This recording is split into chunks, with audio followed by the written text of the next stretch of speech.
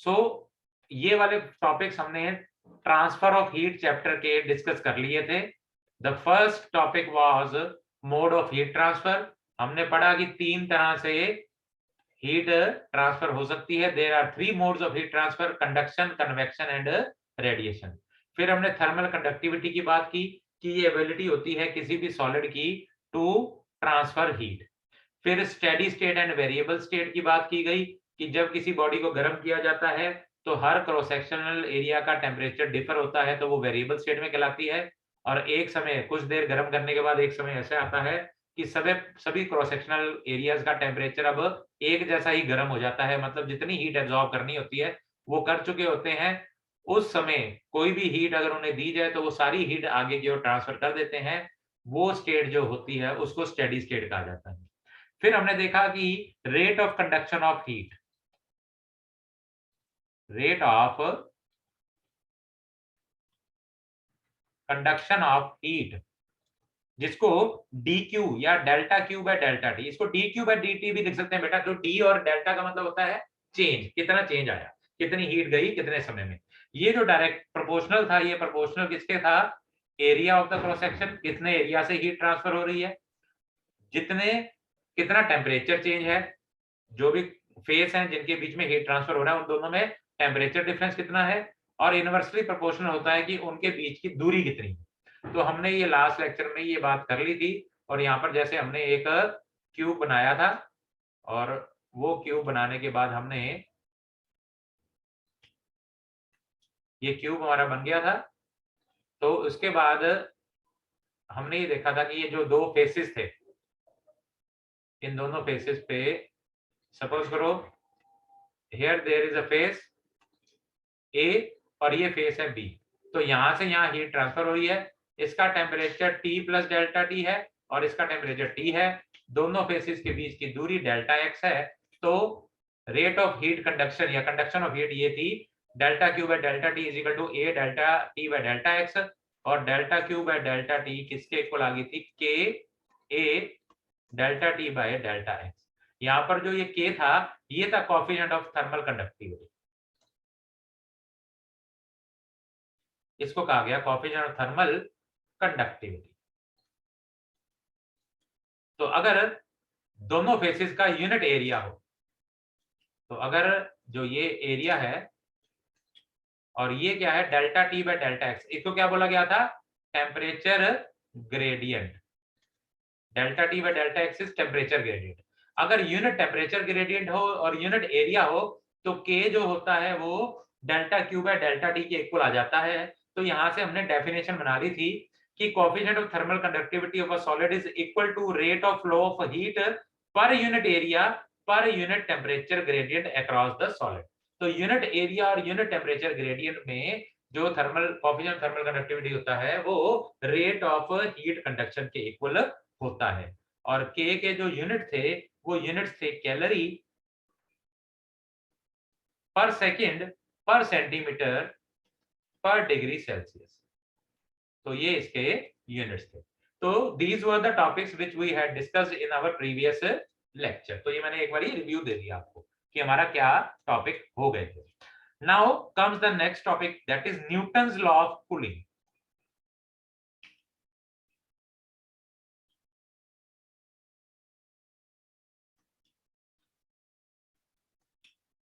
So Newton's law of cooling.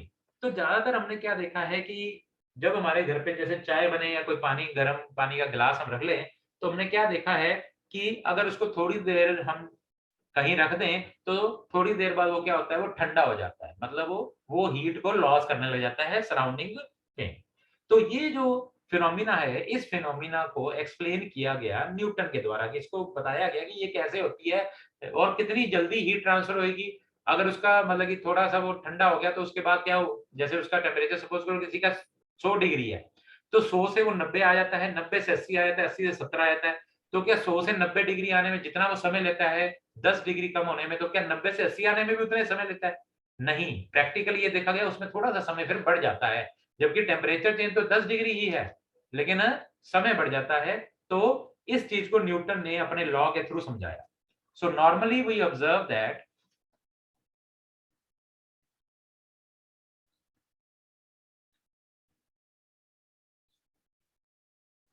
Normally we observe that when a hot cup of tea is left on the table, it begins to cool gradually.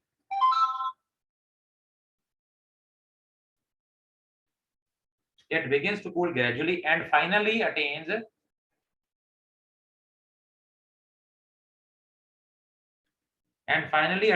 the temperature of the surroundings.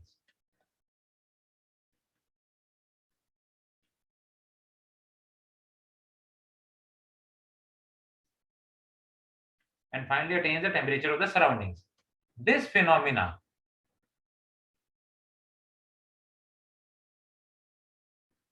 is explained by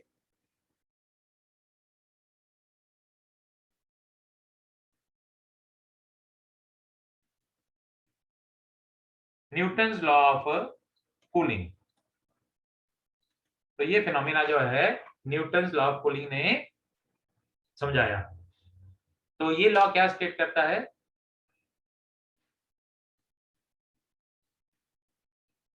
This law states that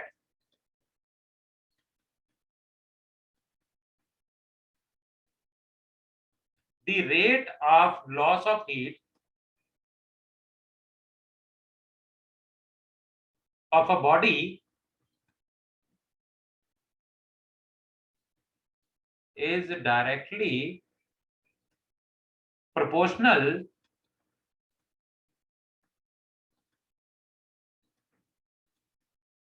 to the temperature of the body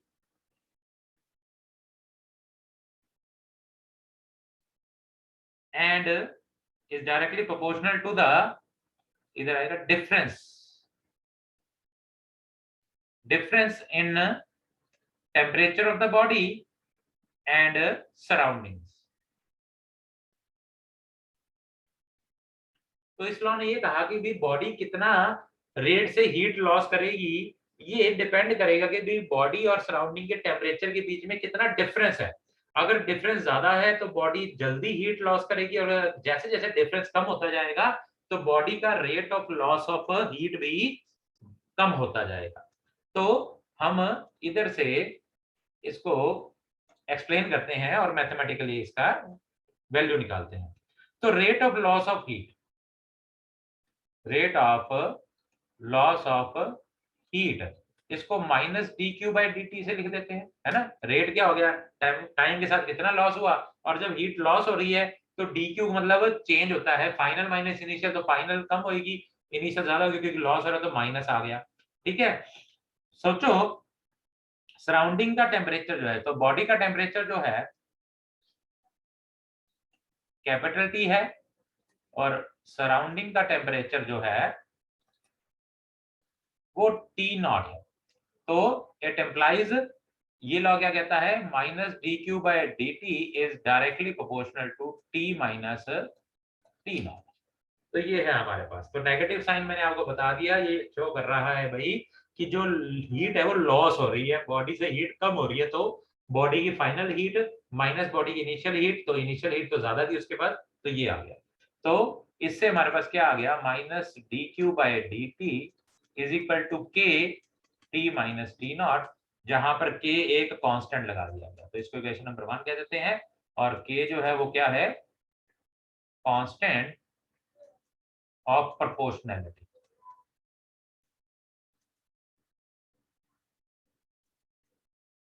Okay, now as heat in the body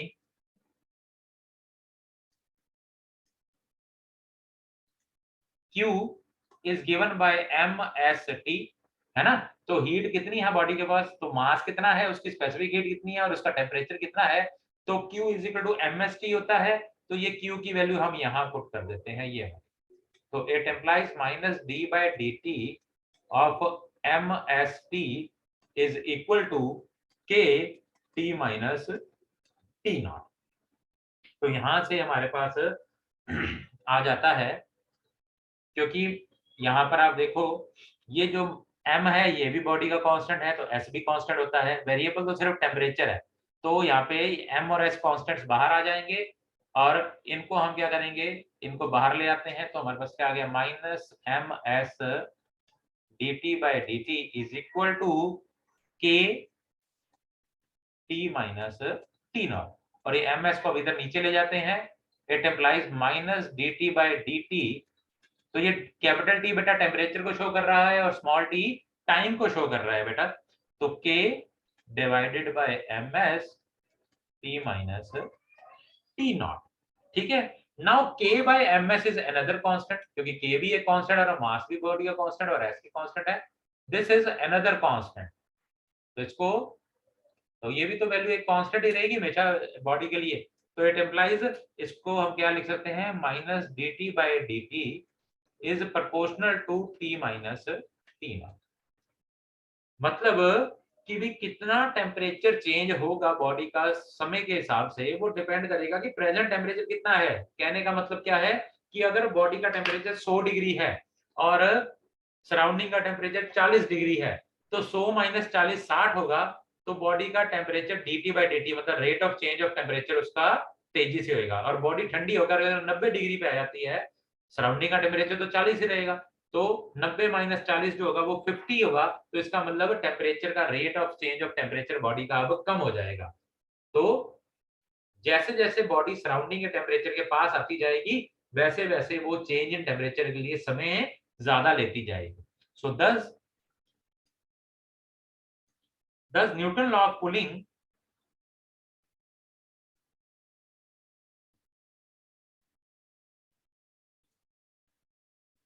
also states that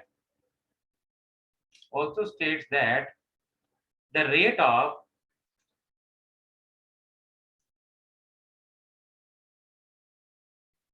fall of temperature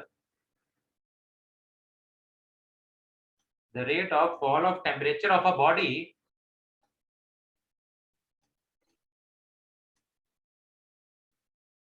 is directly proportional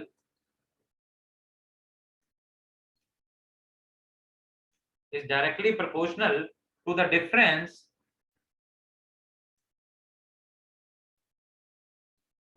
of temperature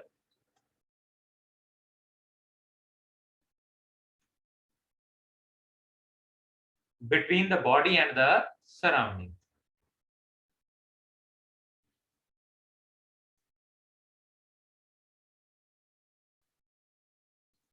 तो Newton का जो है हमारे पास ये है कि हमारे को जो rate of fall of temperature है वो भी डायरेक्टली प्रोपोर्शनल होता है difference of temperature of the body and surrounding.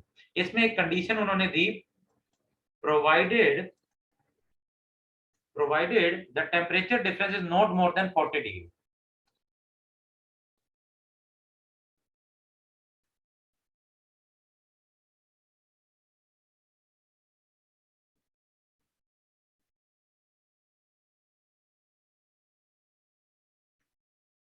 तो ये सारा जो पॉसिबल रहेगा जब तक दोनों बॉडीज और सराउंडिंग के बीच के टेम्परेचर का डिफरेंस जो है 40 डिग्री से ज्यादा ना हो। अगर 40 डिग्री से ज्यादा हो जाता है तो other components comes into play, उस समय यहाँ पर थोड़ा सा डिफर हो जाता है, ठीक है। तो 40 डिग्री का अगर तब तक चेंज रहेगा, दोनों में डिफरेंस रहेगा, तब तक न्यूटन लॉ ऑफ कूलिंग का ये फिनोमिना और ये जो लॉ रहेगा वो हमारा एप्लीकेबल रहेगा। तो यहाँ से हमारे पास क्या वैल्यू आ जाती है, हमारे पास आई minus D T by D T is proportional to T minus T not और minus D T by D T is equal to K T minus T not. यहाँ पर एक कांस्टेंट ऑफ प्रोपोर्शनलिटी लगा दिया गया। अब क्या करते हैं हम, इधर से हम डी टी के नीचे ये टी वाली टर्म्स ले आते हैं, टेम्परेचर वाली टर्म्स, और इसको इक्वल कर देते हैं माइनस के dt। ये dt इधर लगेगा और देखो ये dt भी इधर चला गया और ये दूसरे कलर से शो हो रहा है, ये dt को इधर ले गए, माइनस भी इधर आ गया और ये t minus T not denominator में आ गया। तो हमारे पास ये टर्म बन गई। ठीक है, अब हम क्या करते हैं, term it as equation number 3, integrate कर देते हैं। इंटीग्रेटिंग अबव इक्वेशन, इसको इंटीग्रेट कर देते हैं।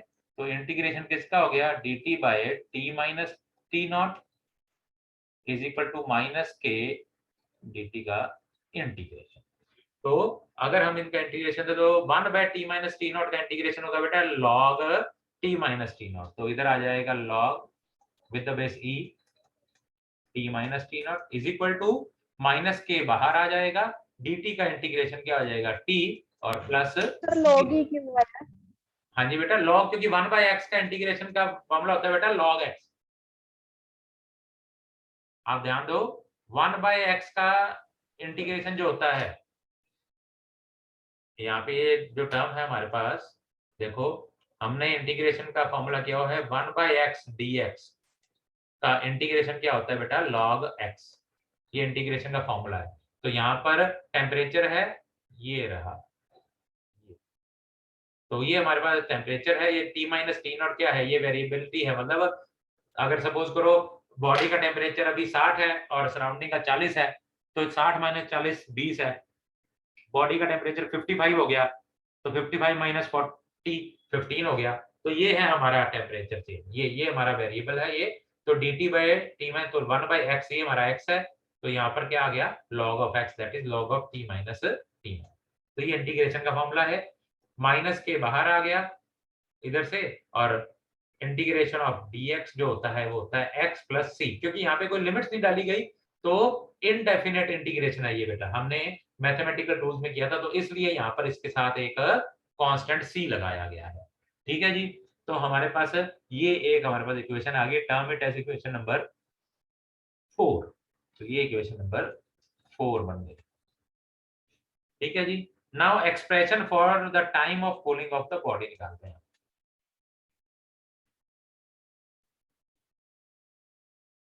Expression for time of cooling of a body, मतलब कि आपसे पूछा जाए जी बॉडी जो है वो 55 डिग्री पे है, बताओ वो 50 डिग्री पे कितनी देर में आएगी, सराउंडिंग का टेम्परेचर इतना है, तो उसका एक्सप्रेशन होना चाहिए टाइम का, expression for the time of cooling of body. तो एक्सप्रेशन निकालते हैं हम। तो हमारे पास थर्ड इक्वेशन जो है, हमारे पास 3 नंबर इक्वेशन देखें हम, ये रही हमारे पास। इस इक्वेशन में हम इसको पे काम करेंगे। तो हमारे पास इक्वेशन थी dt by T minus T naught is equal to minus K dt। ये रही इक्वेशन नंबर 3, हमने रीराइट कर ली यहाँ पे दोबारा से। ठीक है जी, नाउ अब क्या है, मैंने आपको क्या बोला कि भाई हमने टाइम निकालना है, टाइम किसका, कि भाई इतना टेम्परेचर से इतने टेम्परेचर कब आ जाएगा। तो मानो कि हमें कहा गया कि भाई T1 से T2 टेम्परेचर चेंज हो गया। ठीक है जी, तो टेम्परेचर चेंज कहां से हो गया, T1 बॉडी का टेम्परेचर था वो T2 हो गया, और उसको कितना समय लिया, मानो समय कितना लिया, हमने जब T1 टेम्परेचर देखा तो समय हमारा 0 है, हमने 0 से शुरू किया और मानो T टाइम तक लिया। So integrating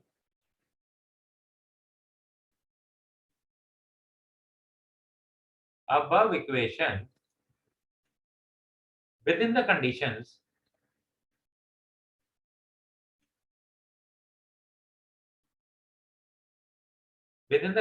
that is time from 0 to t, time 0 to t and temperature change from T1 to T2. What we get, dt by t minus t not, integrate कर देते हैं इसको, लिमिट्स क्या होंगी, temperature कहां से कहां चेंज कर रहा है, T1 से T2 is equal to integrating minus K dt, time क्या है 0 से लेके t, तो 0 से लेके t टाइम में मानो T1 से T2 चेंज हुआ, तो वही बात इंटीग्रेशन क्या आ जाएगा इसका, log of t minus t naught, limit is T1 to T2 is equal to minus K, अब इसका क्या आ जाएगा t 0 से t। यहाँ पर c नहीं लगेगा बेटा, क्यों? क्योंकि c हमेशा कांस्टेंट जो होता है वो कहाँ पे लगता था? Indefinite integration. लेकिन डेफिनेट का मतलब जब लिमिट्स में होता है तो कांस्टेंट की जरूरत नहीं होती, ठीक है ना। अब क्या करेंगे? Upper limit minus lower limit. तो अपर लिमिट पुट की t2, तो बन गया log t2 minus t0 minus lower limit log t1 minus t0। तो लेफ्ट में ये एक्सप्रेशन बन गया माइनस के टी माइनस 0। तो हमारे पास यहाँ पर क्या आ गया? ये माइनस है, तो ये वाली टर्म को राइट साइड पे, लेफ्ट साइड पे ले जाते हैं, इसको इधर ले जाते हैं, या मतलब दोनों तरफ को माइनस से मल्टीप्लाई कर देते हैं। तो ये टर्म माइनस खत्म करने के लिए यहाँ पे राइट साइड वाली क्या बन जाएगी? लेफ्ट साइड वाली sorry, log t1 minus t0 minus log t2 minus t0 is equal to k into T. ठीक है जी। तो हमारे पास ये बन गया। हमने क्या किया? दोनों साइड पे नेगेटिव, इसको नेगेटिव नेगेटिव पॉजिटिव हो गया, और ये फिर जो पॉजिटिव है वो नेगेटिव हो जाएगा। सो हमारे पास ये इक्वेशन आ गई। Now further we can write this equation as, हम इसको कैसे लिख सकते हैं? देखो log a minus log b का फॉर्मूला होता है बेटा log a divided by b। तो इसको मैं लिख सकता हूँ log t1 minus t0 divided by t2 minus t0। ठीक है जी, is equal to K T. और ये log with the base e है, और इसको लिखा जा सकता है 2.303 log with the base 10 bracket में क्या आ जाएगा? t1 minus t0 divided by t2 minus t0 is equal to K T. तो ये दो इक्वेशंस आ गई आपके लिए, किसके लिए? टाइम के लिए। तो ये जो k कांस्टेंट है, इसको आप लेफ्ट साइड में जाके डिवाइड कर सकते हो और you can find out the time. तो आपको टेम्परेचर पता होना चाहिए, T1 और T2, और सराउंडिंग का टेम्परेचर। तो सपोज करो कि मैंने आपको जैसे एग्जांपल दिया था कि बॉडी का टेम्परेचर 55 डिग्री है, वो 55 डिग्री से 50 कब होगा, कितने समय में होगा? जब सराउंडिंग का टेम्परेचर 40 डिग्री हो। तो T1 आपका 55 हो गया और T2 आपका 50 हो गया, ठीक है। और सराउंडिंग T0 का आपका टेम्परेचर 40 हो गया।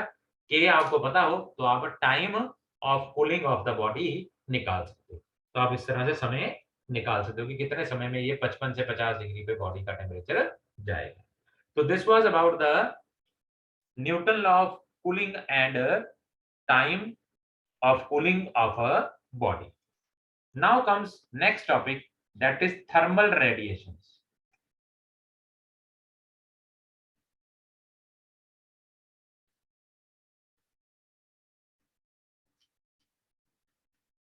तो थर्मल रेडिएशंस वो रेडिएशंस होती हैं जो किसी भी बॉडी में गर्माहट पैदा करती हैं। जैसे हम सूरज की रोशनी में खड़े हो जाते हैं तो हमारे ऊपर रेडिएशंस गिरती हैं और हमें गर्मी का एहसास होता है। तो thermal radiations are those radiations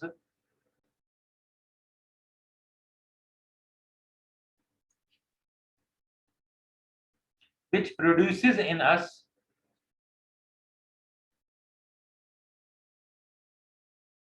the sensation of warmth.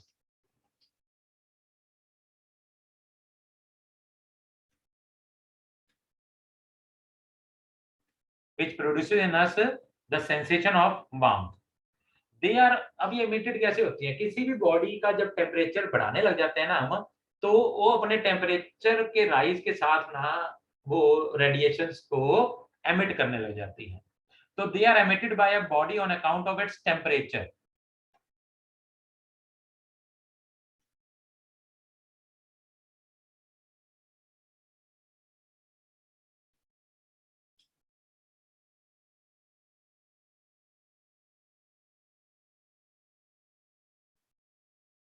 जैसे सर्दियां चल रही हैं तो रूम हीटर लगा देते हैं, तो हीटर में भी जो रॉड होती है वो गर्म होने लगती है, और वो गर्म होने के साथ साथ वो अब थर्मल रेडिएशंस छोड़ने लग जाती है on account of its temperature. तो ये कोई भी बॉडी कितनी रेडिएशंस छोड़ेगी, ये किस पे डिपेंड करता है? ये डिपेंड करता है कि बॉडी का टेम्परेचर कितना है, और वो बॉडी किस चीज की बनी हुई है, मतलब नेचर ऑफ द बॉडी पे भी डिपेंड करता है कि वो कितनी थर्मल रेडिएशंस एमिट करेगी। So the thermal radiations, the thermal radiations या थर्मल रेडिएशन एनर्जी भी कह देते हैं इसको, क्योंकि एनर्जी ही निकल रही है, हीट की फॉर्म में एनर्जी है। एमिटेड डिपेंड्स अपॉन, तो इट डिपेंड अपॉन, तो it depend upon two factors. First one is the temperature of the body.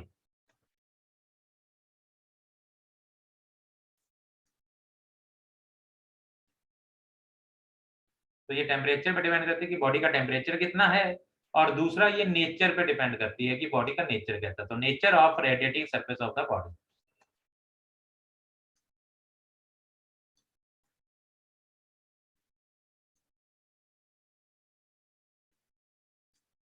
तो नेचर ऑफ सरफेस पे डिपेंड करती है कि भी कितनी थर्मल रेडिएशंस निकलेंगी बॉडी में से, और उसके टेम्परेचर पे भी डिपेंड करती है कि क्या टेम्परेचर है बॉडी का। तो इन रेडिएशंस को बेटा इंफ्रारेड रेडिएशंस भी कह देते हैं। तो थर्मल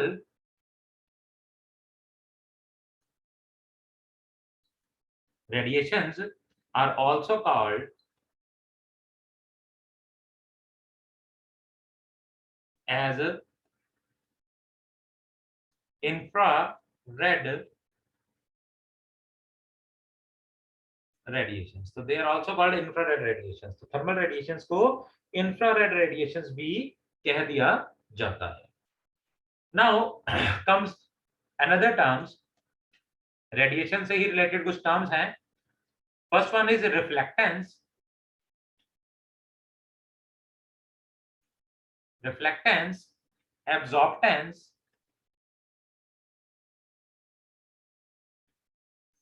and transmittance.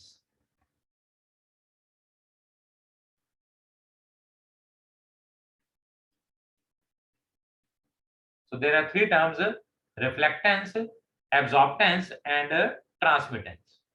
तो पहली टर्म हम डिस्कस करते हैं, दैट इज रिफ्लेक्टेंस और reflecting power of a body.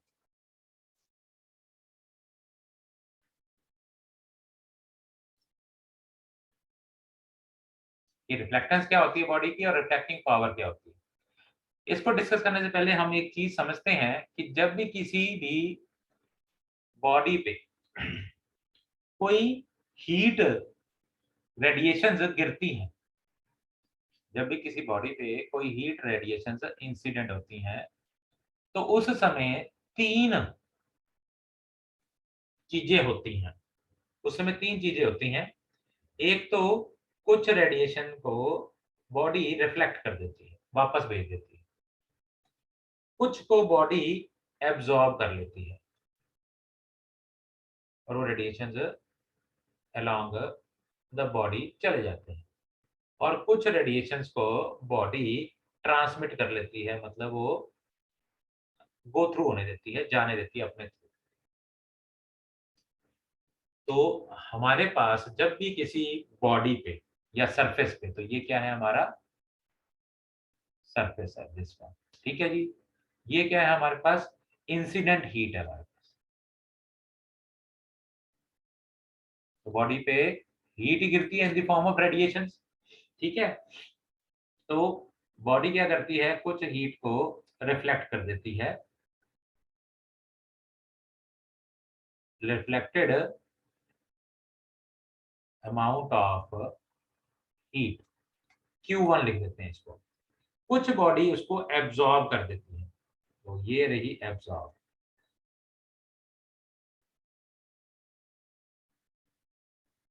Absorbed heat, इसको हम Q2 लिख देते हैं। और कुछ को ये ट्रांसमिट कर देती है, मतलब अपने थ्रू जाने देती है,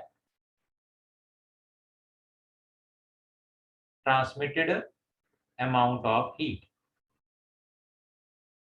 transmitted amount of heat that is Q3।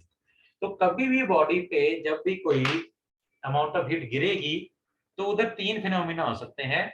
या तो बॉडी सारी हीट को रिफ्लेक्ट कर देगी, जो ये इंसिडेंट हीट है ये रही, ये इंसिडेंट अमाउंट ऑफ हीट है, ये रही डायरेक्शन। तो क्यू हीट गिरी, कुछ को रिफ्लेक्ट कर दिया, कुछ को एब्जॉर्ब कर दिया, कुछ को ट्रांसमिट कर दिया। हो सकता है इन तीनों में से ये जो Q1 Q2 Q3 है, हो सकता है कोई एक जीरो भी हो जाए, तो हो सकता है एब्जॉर्ब ना करे, रिफ्लेक्ट कर दे और सारी ट्रांसमिट कर दे, हो सकता है रिफ्लेक्ट ना करे, सारी एब्जॉर्ब कर दे और ट्रांसमिट कर दे, हो सकता है ट्रांसमिट ना करे, रिफ्लेक्ट कर दे और एब्जॉर्ब कर ले, ट्रांसमिट जीरो कर दे, हो सकता है ऐसा, ठीक है ना।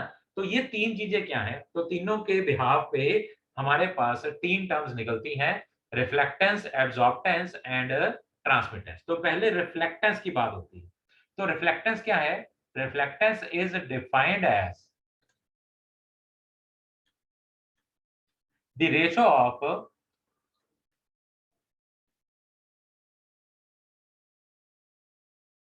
amount of thermal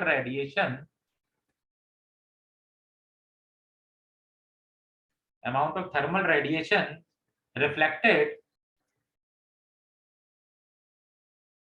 by the body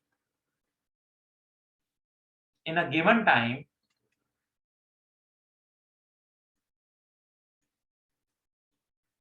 to the total amount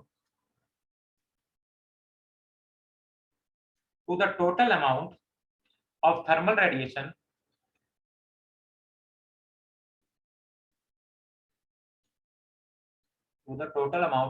radiation incident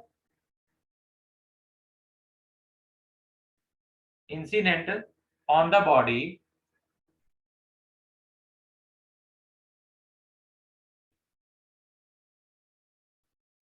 in same time. It is represented by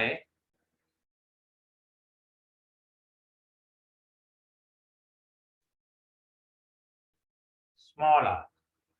तो ये क्या है, ये रेशो है किसकी, कि भाई कुछ समय में कितनी बॉडी ने जो रेडिएशंस हैं वो रिफ्लेक्ट की हैं और उतने ही समय में बॉडी में कितनी रेडिएशंस गिरी। तो R is equal to reflected Q1 है, टोटल Q है, तो R किसके इक्वल आ गया, Q1 बाय Q के। तो R आ गया हमारे पास Q1 बाय Q के।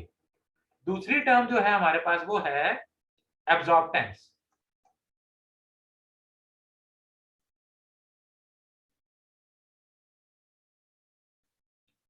और absorbing power of the body.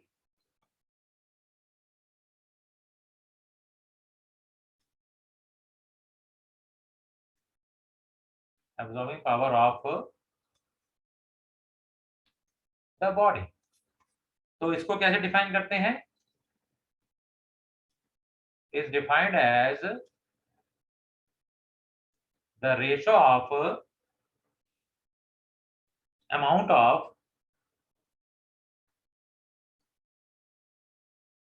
thermal radiations absorbed by the body to the total amount of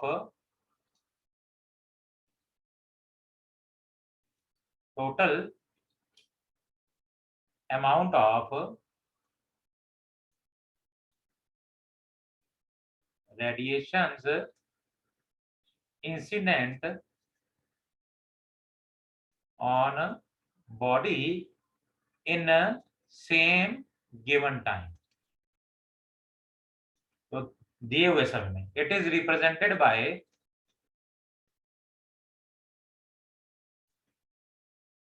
ए। तो ए की वैल्यू किसके ऊपर आ जाएगी, हमने देखा, हमने एब्जॉर्बिंग कितना देखा Q2, तो ए की वैल्यू क्या आ गई, Q2 डिवाइडेड बाय Q1, तो Q2 बाई क्यू। ठीक है जी। तो आज के लिए इतना बहुत है, हमारा टाइम भी लेक्चर का ओवर होने लगा है। तो मैं दोबारा से एक बार ब्रीफ कर देता हूं। हमने न्यूटन लॉ ऑफ कूलिंग की बात आज की। तो न्यूटन लॉ ऑफ कूलिंग ने बताया कि भी rate of loss of heat जो है वो डायरेक्टली प्रोपोर्शनल होगा difference in temperature of the body and surrounding. तो इसके लिए हमने फॉर्मूला निकाला और फिर एट द एंड हमने टाइम ऑफ कूलिंग का भी एक फॉर्मूला निकाल लिया। फिर हमने रेडिएशंस की बात की कि बॉडी जब गर्म हो जाती है तो वो थर्मल रेडिएशंस छोड़ती है, और उसके साथ जुड़ी हुई दो टर्म्स हमने रिफ्लेक्टेंस और एब्जॉर्बटेंस की बात की। होपफुली आज के टॉपिक्स आपको क्लियर हैं। अगर कोई भी डाउट होगा तो नेक्स्ट लेक्चर में उसको क्लियर कर दिया जाएगा। Thank you very much.